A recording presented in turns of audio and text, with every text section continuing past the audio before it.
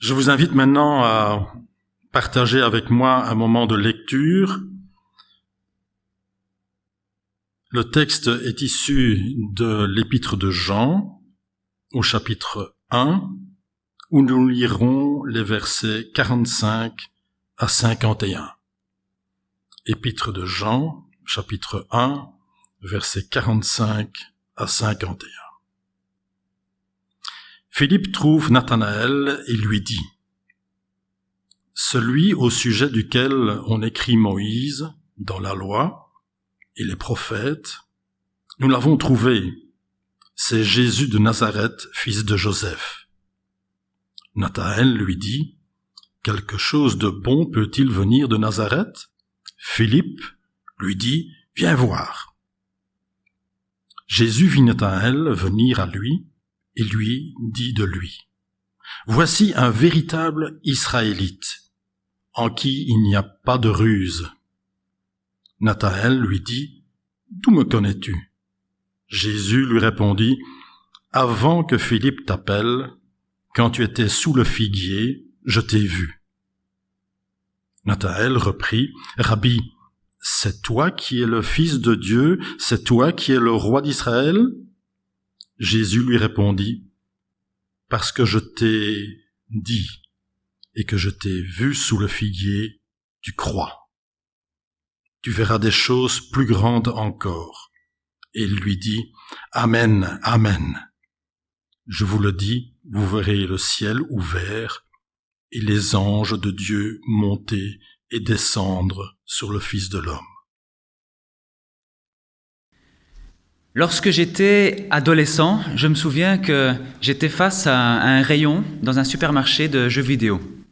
Et j'étais intéressé par un jeu vidéo. Finalement, je l'ai pris avec moi dans mon caddie et puis j'ai continué à faire les courses à travers le supermarché. Mais arrivé à un autre rayon, je pense que c'était celui des boîtes de conserve, je me suis dit, en fait, ce jeu-là, je pense que je vais pas le garder. Finalement, je l'ai déposé dans ce rayon de boîtes de conserve et je m'en suis séparé.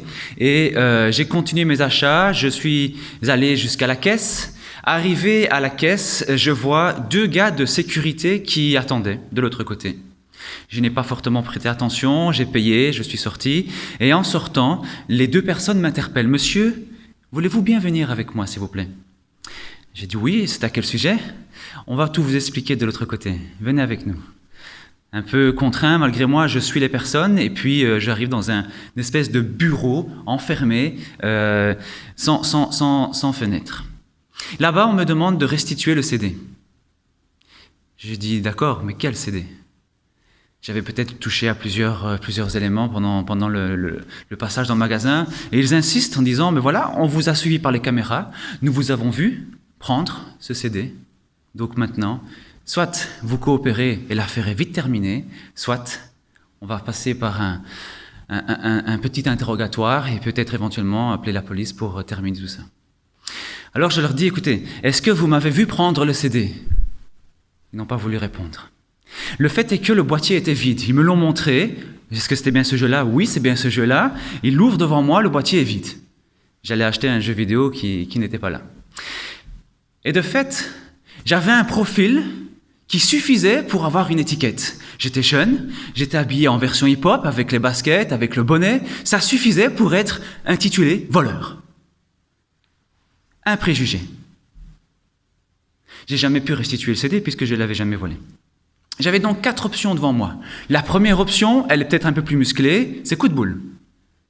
Ça a l'avantage d'être rapide, pas toujours efficace. La deuxième option, dire les 4 vérités.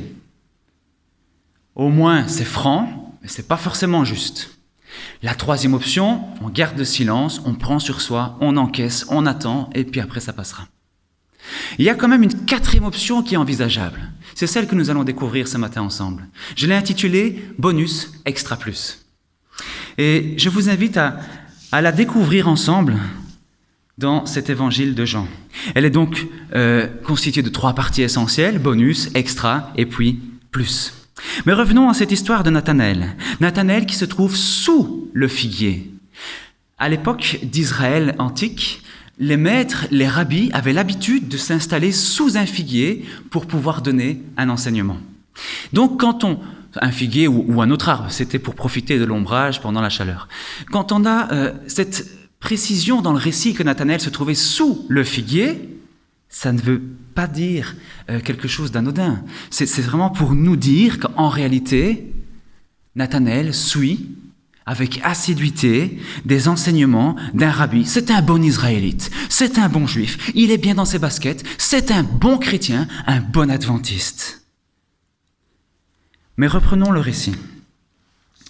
Versets 45 et verset 46 du premier chapitre de l'évangile de Jean. Philippe rencontra Nathanaël et lui dit : « Nous avons trouvé celui de qui Moïse a écrit dans la loi et dont les prophètes ont parlé.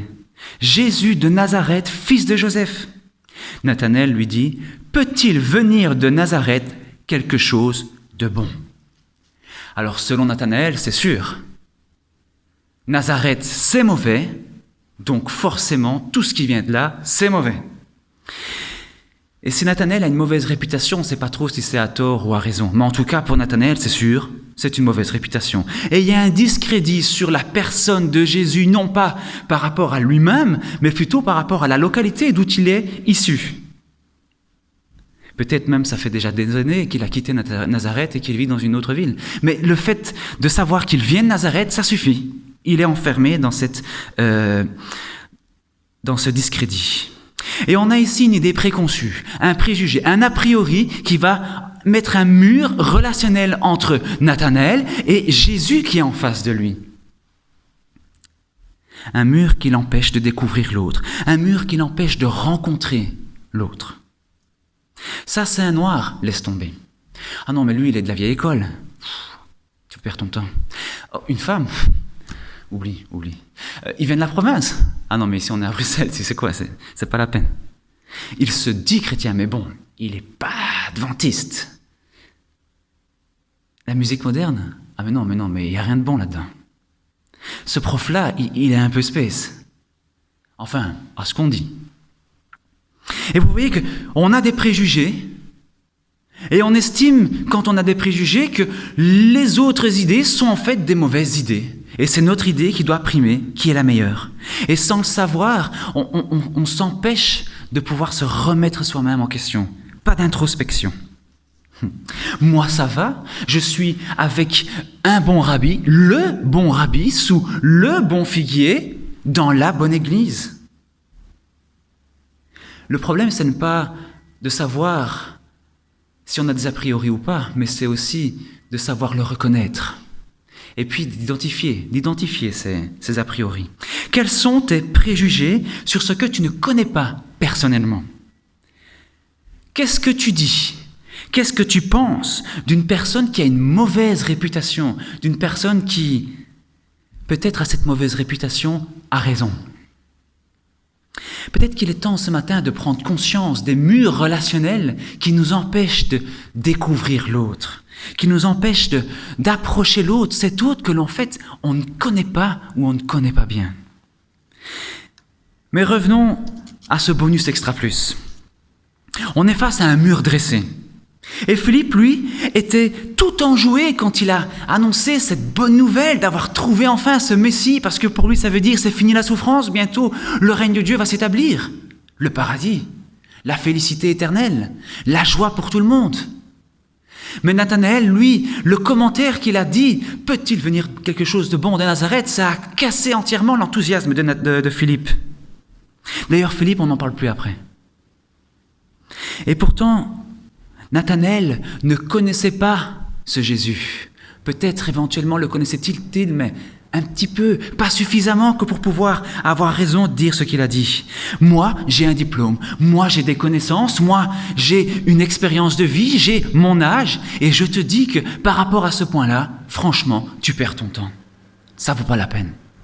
Oui, tout le monde sait, le resto chinois, c'est mauvais. Mais c'est mauvais, ça sert à rien d'y aller. Si tu prends un classement de restaurants dans la ville, tu verras que Resto Chinois, c'est tout en bas, parce que c'est mauvais.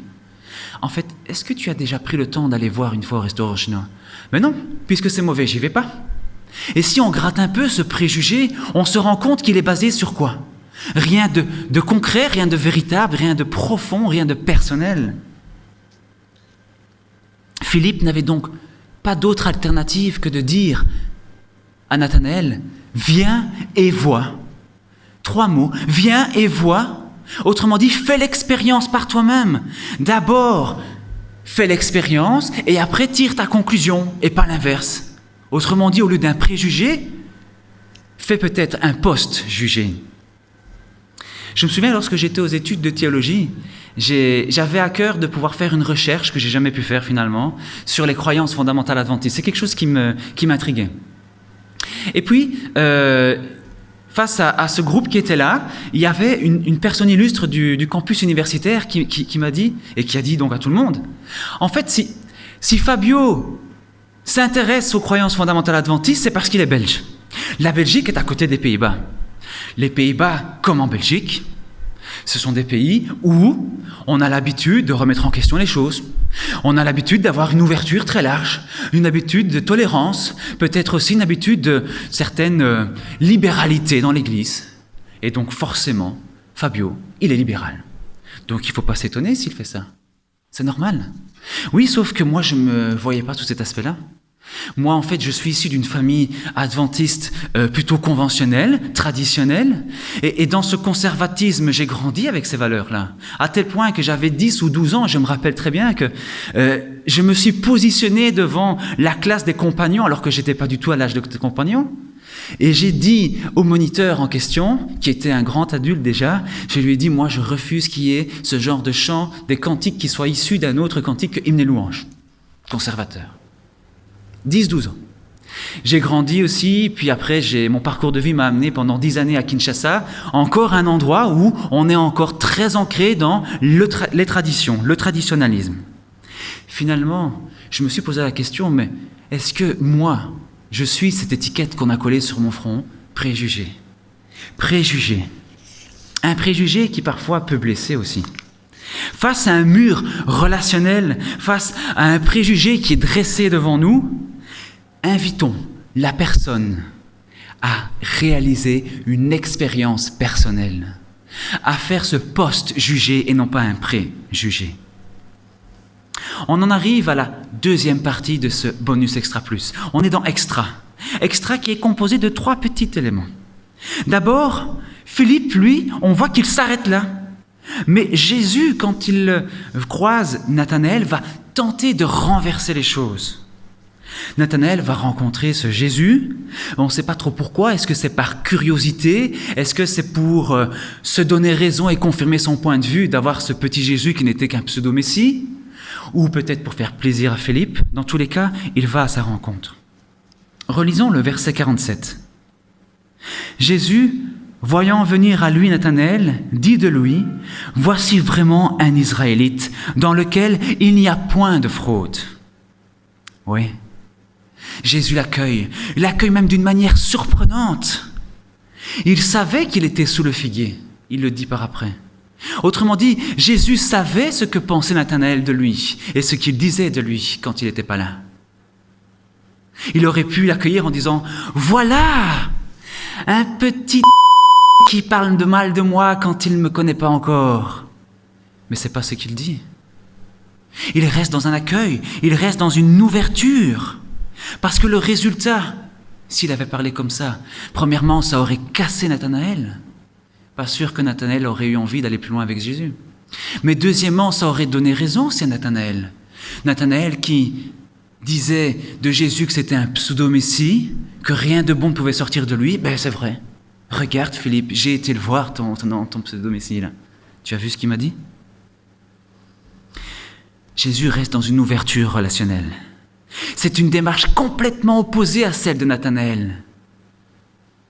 Nathanaël qui avait cette habitude d'enfermer avant même de rencontrer, de condamner.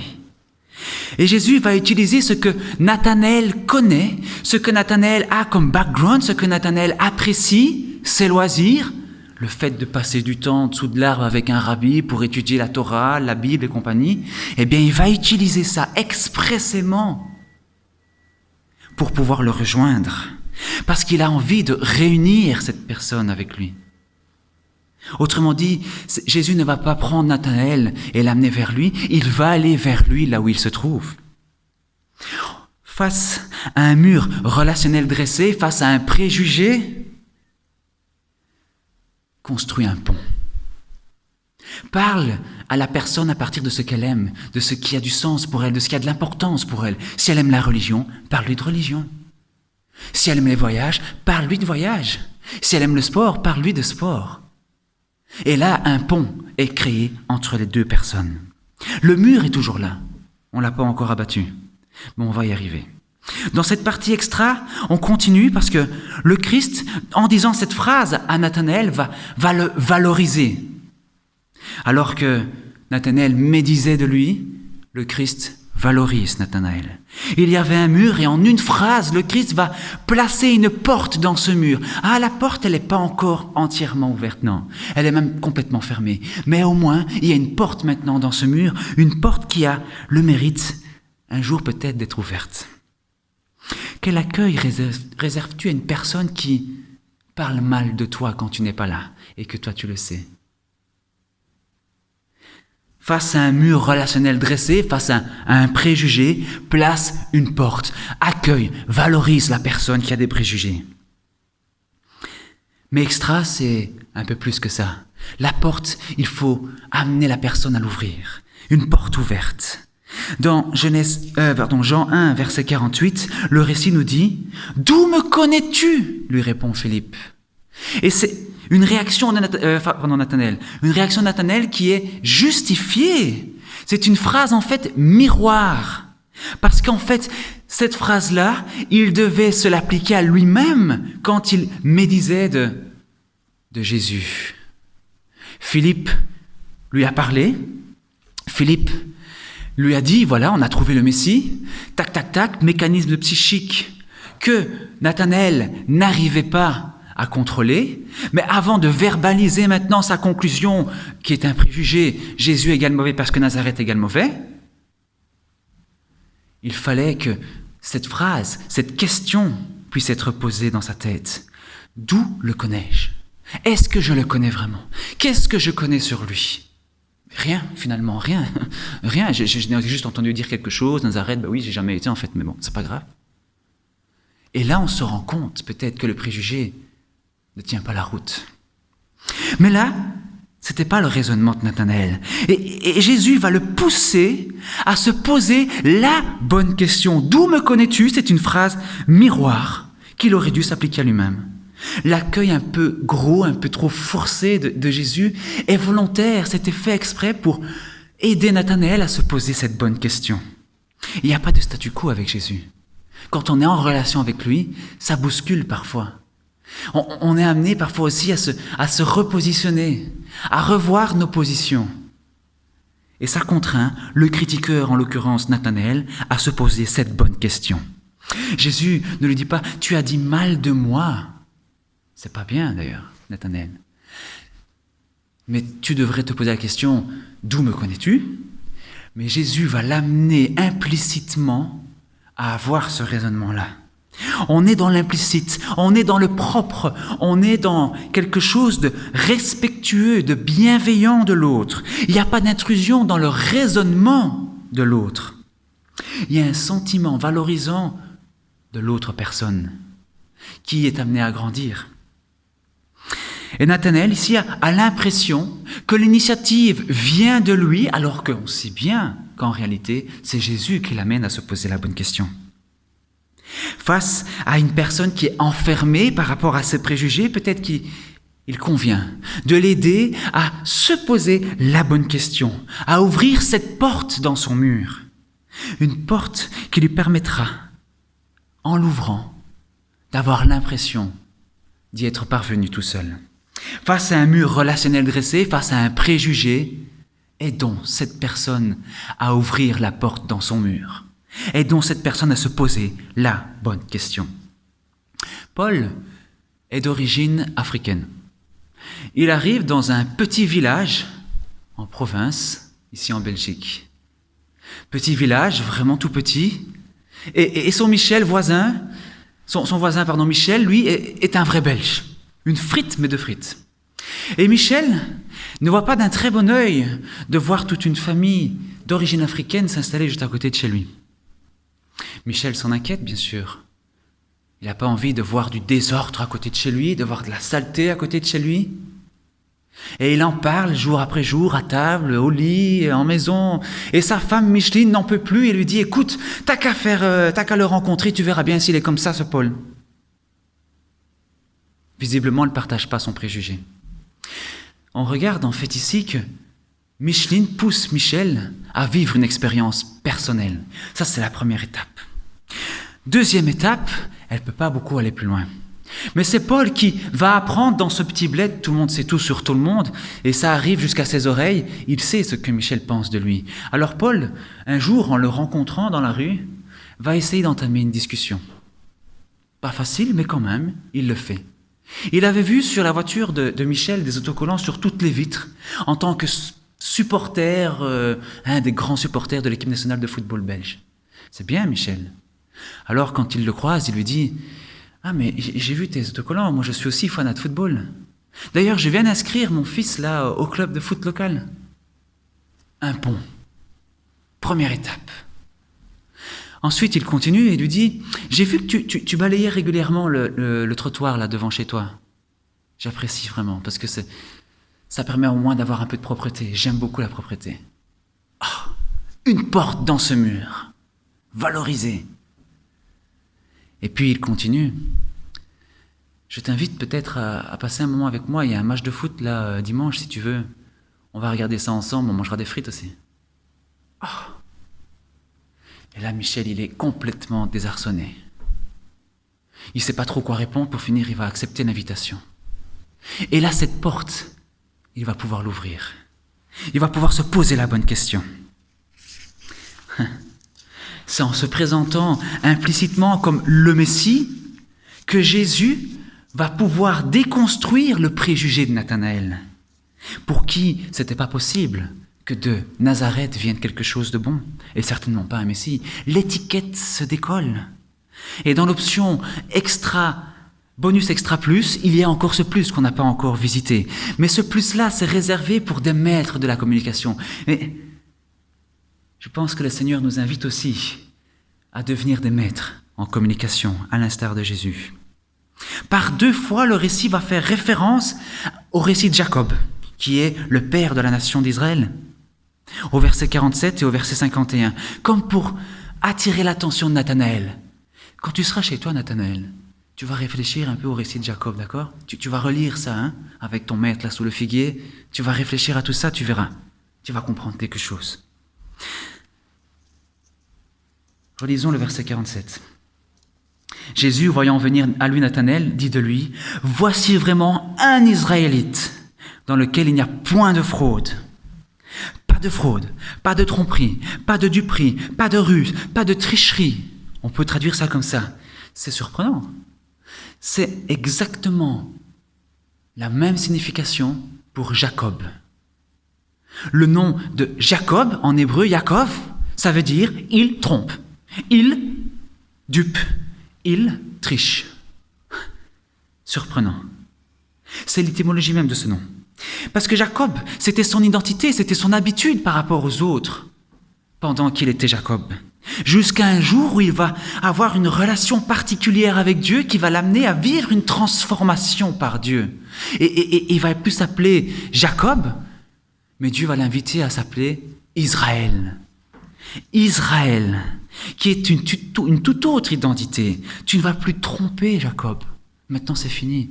Maintenant, tu vas être transformé parce que tu as pris conscience de cela et tu pourras t'appeler Israël, quelqu'un qui est au-dessus de tout ça.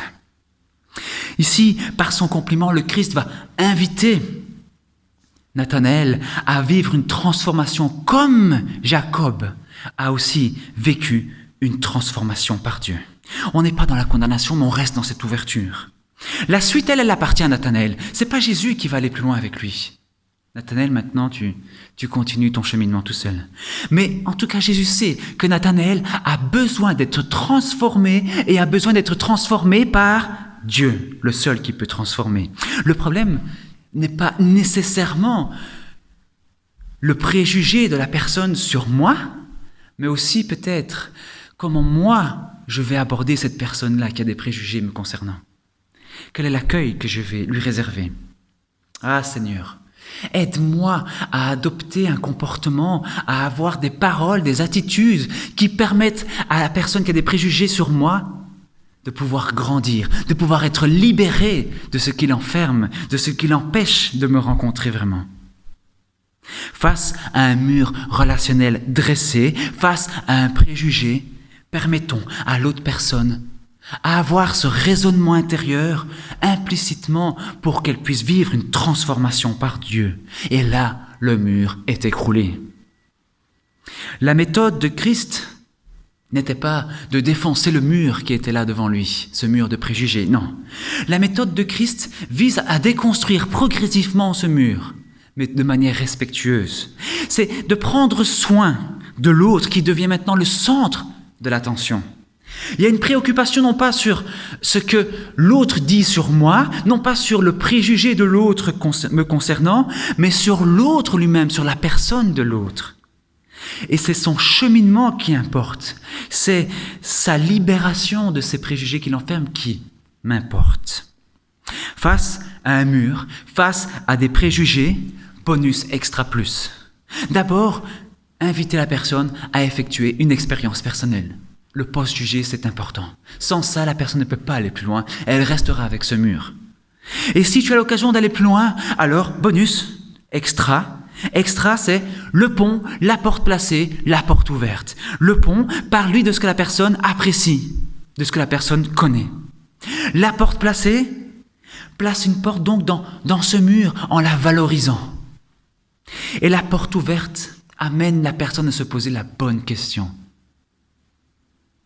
Et si vraiment tu peux aller plus loin, parce que la relation le permet, alors il y a encore ce plus.